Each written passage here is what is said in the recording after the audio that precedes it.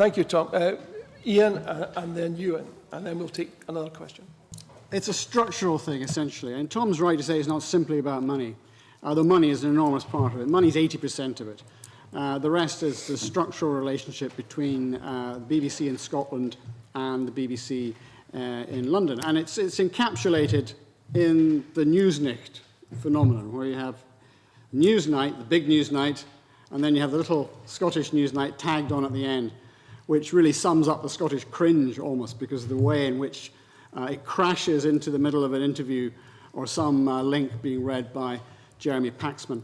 I mean, they refuse even to time the programme so that the Scottish programme can start at its proper moment. But the thing is, with Gordon Brewer apparently trying to be as laid back as Paxman. This encapsulates, that is microcosm the problem with the BBC. You've got to remember that it's set up to be a local operation. It's local radio. It's local television.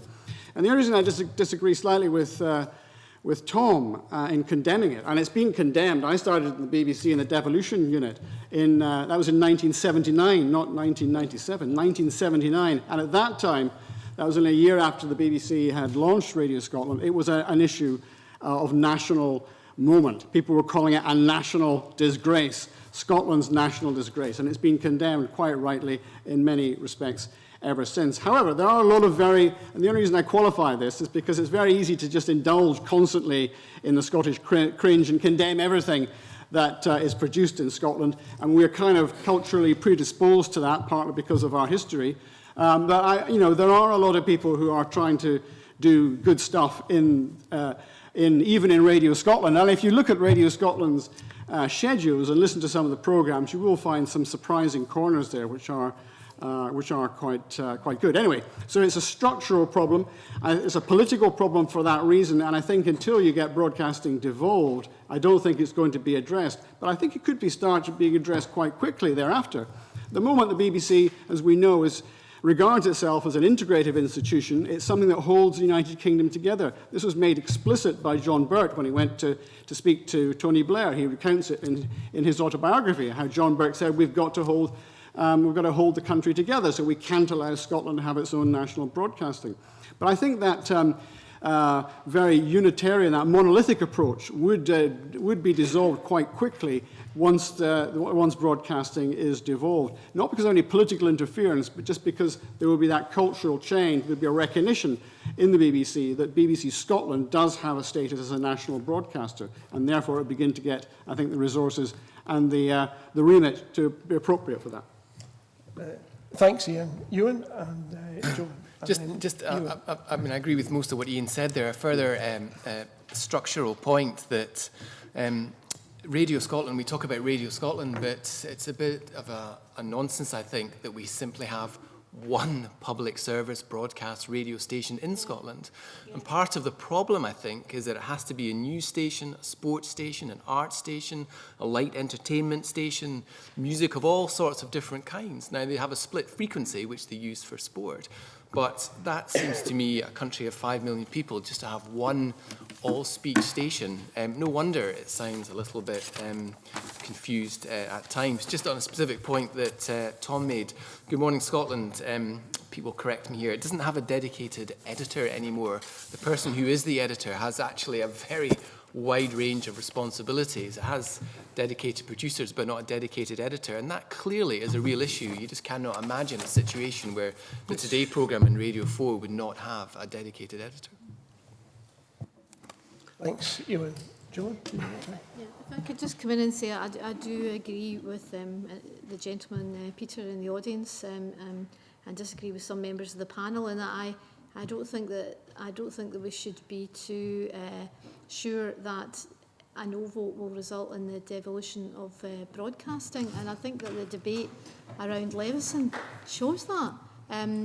The reaction of some of the unionist parties to the very suggestion that you should have a press regulator that was in Scotland, even though we're talking about Scots law.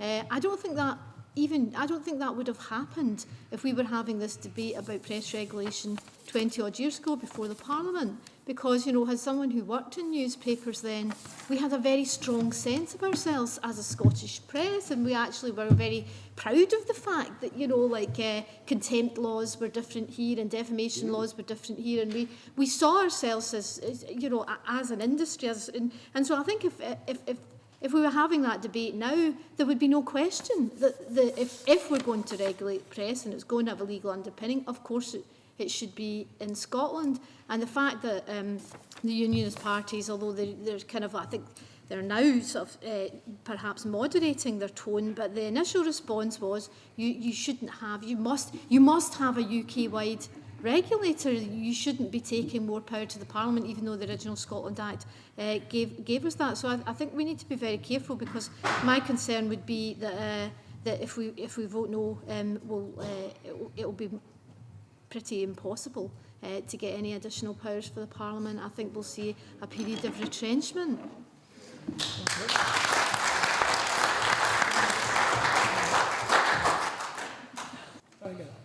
Thank you. Thank you, Chair. This is a question based on what I've heard this evening, and it's been really illuminating, some of the facts and figures that have come out.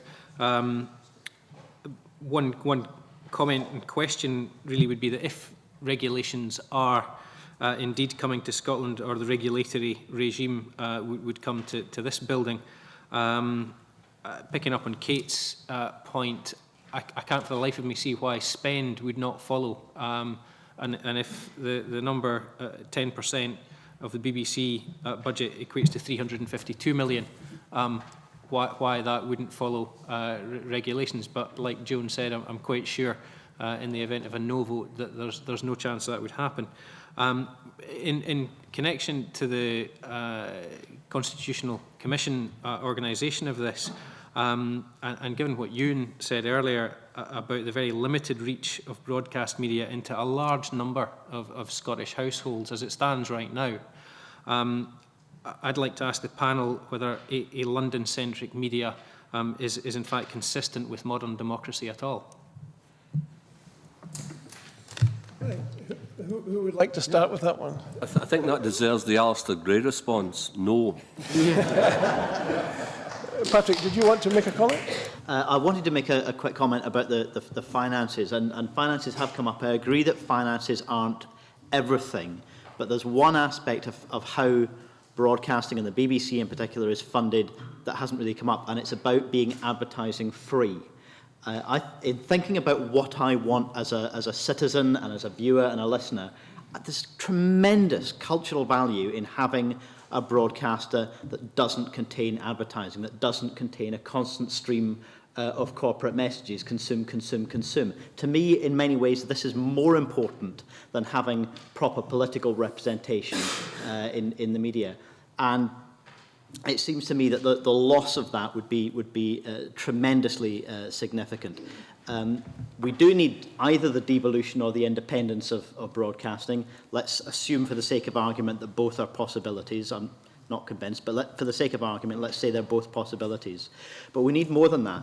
The BBC is underpinned by a royal charter and two documents, a licence and agreement, that come from that. And that's what provides the basis of public service broadcasting funded by a licence fee. If those documents had to be agreed by more than one government, whether that's a UK government and a devolved government, or several devolved governments, or a separate independent Scottish government, it would provide a double lock protection against the ethos of public service broadcasting. It would provide a really clear structural incentive for the BBC to take those different jurisdictions seriously.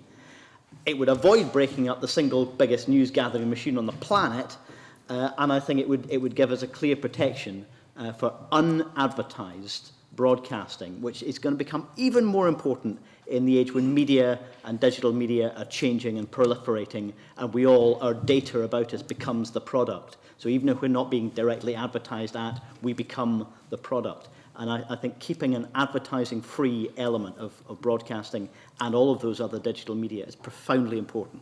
How comfortable are you with the fact that the BBC overseas has commercials? I travel around more than I should. In and my I have to say when I idealistic, tune into BBC, in our idealistic moments, I'd love it if the whole world had advertising, free television and radio and broadcasting. But you know, at heart, this is about the kind of media that we have in this country, that we pay for collectively through licence fees paid in this country, Scotland and the rest of the UK, and it has to be about trying to provide something on a collective basis rather than a purely commercially funded basis. and if that was supported by advertising, but not here, but elsewhere, would you be comfortable with that? I think overseas advertising is a you know, part of the revenue that's part of its commercial external operations, just like selling produced product to overseas broadcasters as well. I don't have a fundamental objection to that, but I have a fundamental loyalty to the idea of broadcasting without advertising as something that's culturally necessary. There's also an issue which dare not speak its name, and that is, you know, let's face it, a number of the people who are represented here are members of the so-called chattering classes. What is the great Scottish public thinking about all this? And the Jenkins Committee, you know, the Blair Jenkins Commission, one of the things that it tried to ascertain was this idea of a second channel, that is a second radio channel, which would be speech-based. They actually carried out survey material on this very question, and there was no interest in it among the general public whatsoever.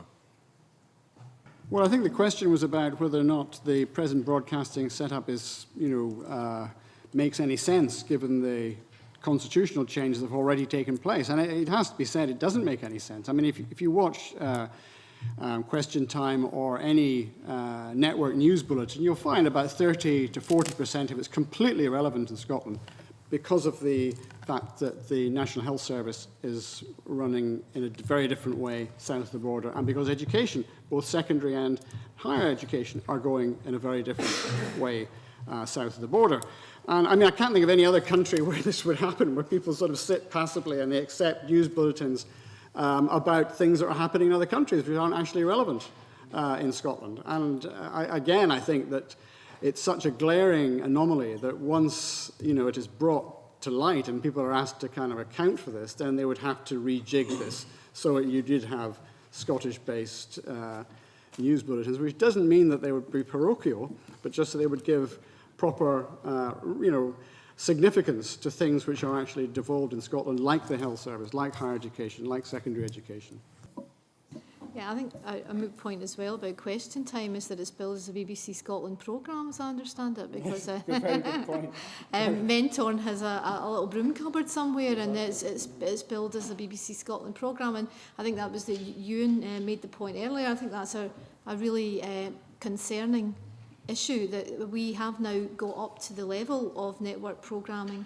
I believe that even the Broadcasting Commission said that we should have, but most of it is absolutely completely irrelevant to Scotland, and there's a big question mark over whether it actually employs anyone here.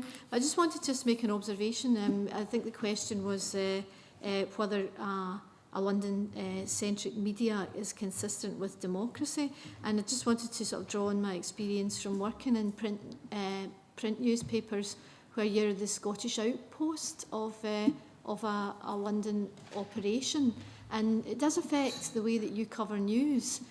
Just like this network programme broadcast, even if it's network programme broadcast from Scotland about Scotland, it's tailored to the country that you're broadcasting it to, which is other parts of the UK. And certainly when you look at newspapers like the Sunday Times or the Daily Mail, quite often they'll want to have their perceptions of Scotland, certain prejudices about Scotland, reinforced. For example, you know, certainly when the Mail and some of the other papers set up in Scotland, the whole tone of debate changed in Scotland, whereas the print media before devolution were really supportive of the idea of a parliament. Once you got papers like the Mail moving in, you got an awful lot, and this is before the SNP government, you got an awful lot of coverage sort of attacking the quality of people in the Parliament, attacking the whole concept of the Parliament, and that seeped into other areas of journalism as well. in Scotland, you know, like into what we would call the indigenous media.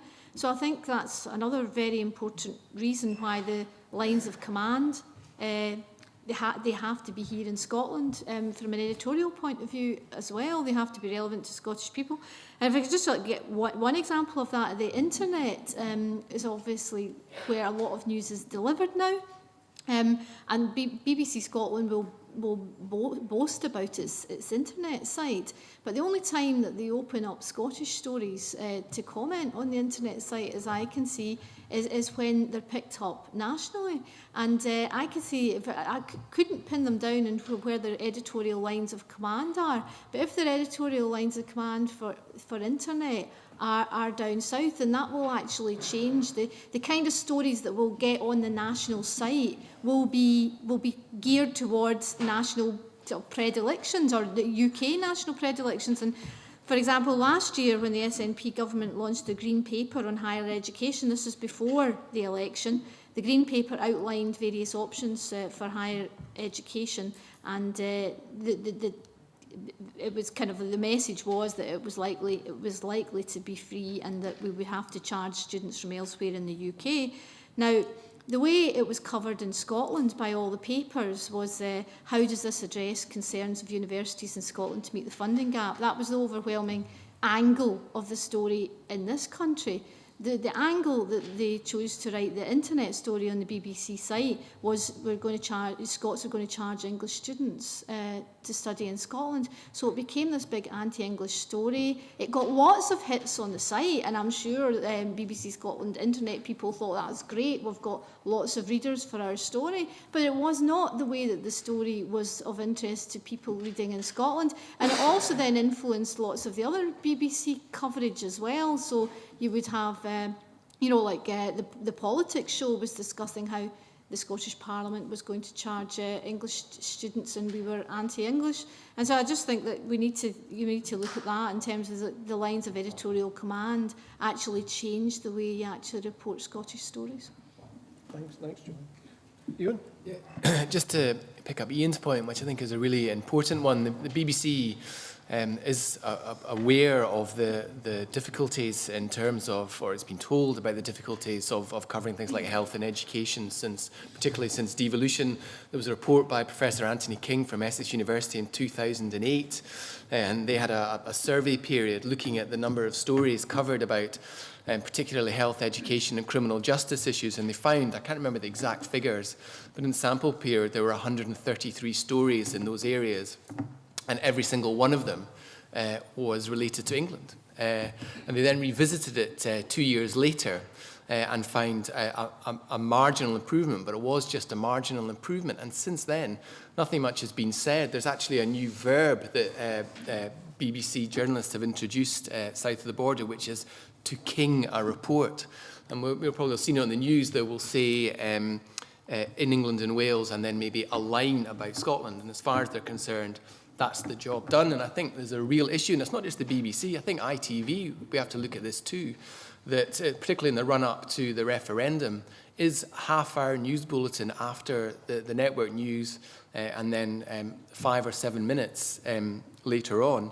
Is that really sufficient to carry out the citizen function? The Scotland Tonight programme, probably run on pretty limited resource, as already been mentioned, has been a tremendous benefit. And very interestingly, they in themselves have been surprised about the viewing figures they've got for that. And it goes out still at 10:30, so a time when there are competing programmes on. So there probably is a big demand for that, but I just cannot see how the BBC in particular can carry on in the run-up to 2014 with the Reporting Scotland setup that is at the moment.